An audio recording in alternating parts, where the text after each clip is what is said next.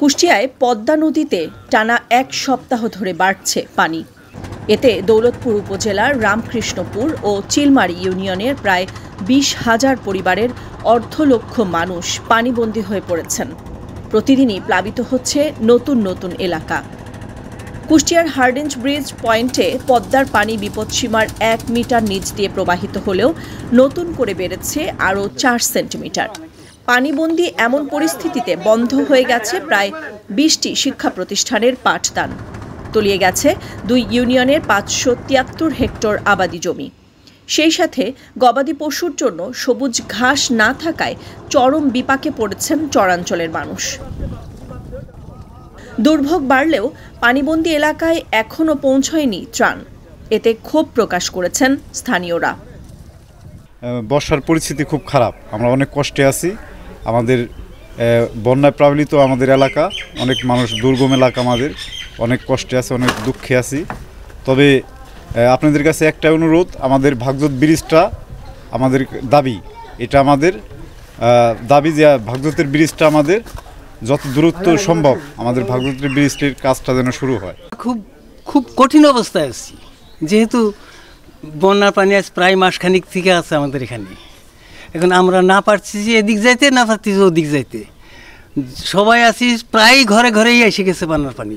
ফসলাদি তো নষ্ট হলোই, জনগণের পাট মাঠ যাইটা আছে তাও ধরেন তাদের নিয়ে খুবই নাজেহাল চলছে। আমার এলাকার কৃষকগুলোদের খুব কষ্ট হয়েছে, আমাদের ছেলেপেলেরাও স্কুল বন্ধ হয়ে রয়েছে। আমরাও বসবাস করতেছি খুব কঠিনের ভিতরে। তবে আল্লাহ যেভাবে রাখছে ভালোই, কিন্তু আমাদের একটা প্রধান অসুবিধা আছে, কোনটা জানেন?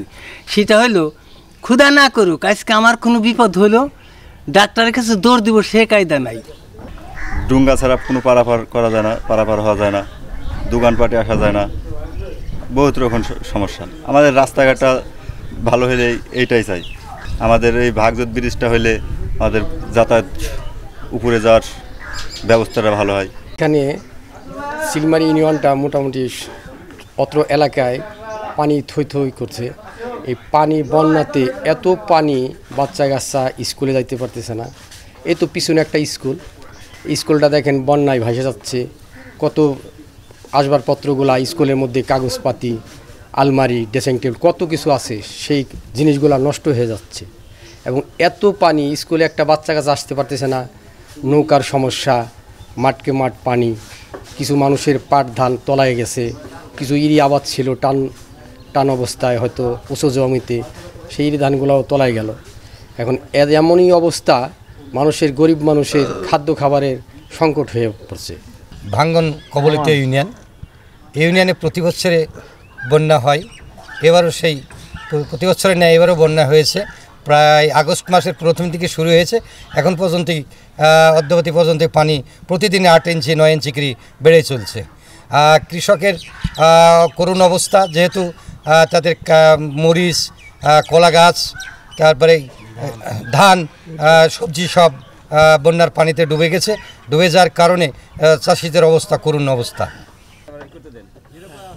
তবে স্থানীয় প্রশাসনের দাবি, পানিবন্দী মানুষের পাশে রয়েছেন তারা, দেয়া হচ্ছে ত্রাণও।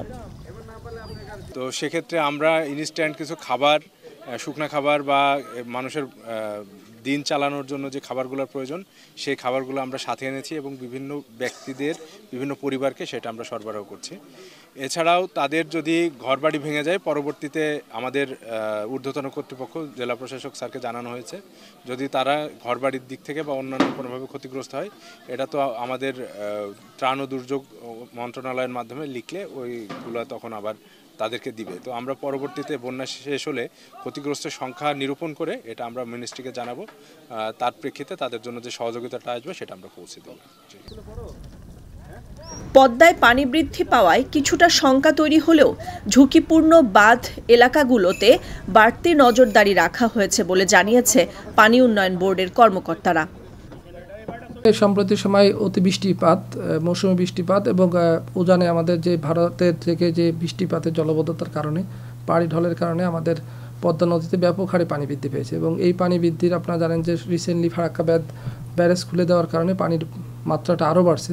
তো আমাদের আজকের যে ডাটা আছে, সেই ডাটা অনুযায়ী আমাদের হার্ডিং ব্রিজের আমরা যে তথ্য নিই, আমাদের হাইড্রোলজিক্যাল ডাটা এবং আমাদের ফ্ল্যাট ফোরকাস্টিং রিপোর্ট অনুযায়ী আমাদের আজকের ওয়াটার লেভেলের ডাটা হলো 12.92 এসওবির ডাটা অনুযায়ী, এবং আমাদের যে ডেঞ্জার লেভেল আছে সেটা 13.80। তার মানে আমরা ডেঞ্জার লেভেল থেকে এখনও প্রায় 88 সেন্টিমিটার ডাউনে আছি।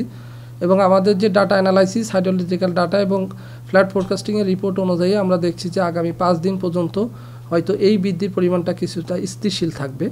এরপরে থেকে যদি বাড়ে সেটা হলো বাড়ার পরিমাণটা অনেক কম হবে, তবে আমরা আশা করি হয়তো ডেঞ্জার লেভেল ক্রস করবে না। তো আমরা যে পানি বৃদ্ধি পাচ্ছে এর জন্য আমরা সজাগ আছি। আমাদের পানি উন্নয়ন বোর্ডের পক্ষ থেকে সব জায়গায় আমাদের যে কর্মকর্তা কর্মচারীরা আছেন তারা নজরদারিতে রাখছেন, এবং যেখানে তাৎক্ষণিকভাবে কোনো ভাঙনের সৃষ্টি হলে আমরা জিও ব্যাগ এবং টিউব দিয়ে সেই ভাঙন প্রতিরোধের ব্যবস্থা গ্রহণ করব। চরাঞ্চলের মরিচ, ভুট্টা, কলা, ধান, পাট ও সবজির ক্ষেত ইতোমধ্যে পানিতে তলিয়ে গেছে। এ নিয়ে চরম শঙ্কায় আছে স্থানীয়রা। নিউজ ডেস্ক, সারা বাংলা।